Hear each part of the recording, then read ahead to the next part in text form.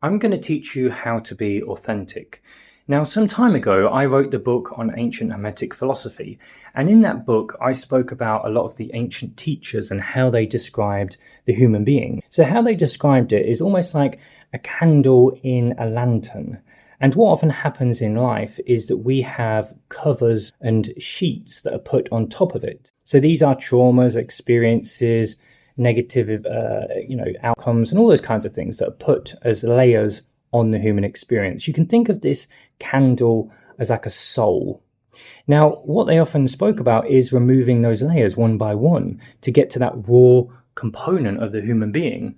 And this is the point. It's not about adding anything or being anyone different or being a certain type of person. It's about subtraction. It's the law of subtraction. So when you look at this deeper, what you realize is then, okay, well, I will just be raw and authentic. I will just be me.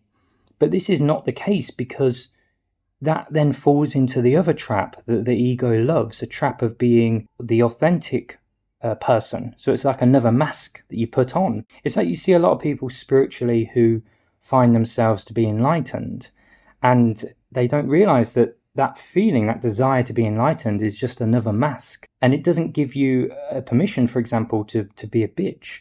If you are authentic, and this is what a lot of people fall into a trap of saying, well, I'm going to be authentic, I'm going to say what I want and do what I want. No, it doesn't mean that you don't have responsibilities. If anything else, it means you have more responsibilities, because you see a higher way of life and living, and you understand your own nature, and you understand the outcomes and what happens every time you say something or do something or be something. You understand how that impacts other people. So it's not that you can just go online and talk shit and offend people. It's the opposite.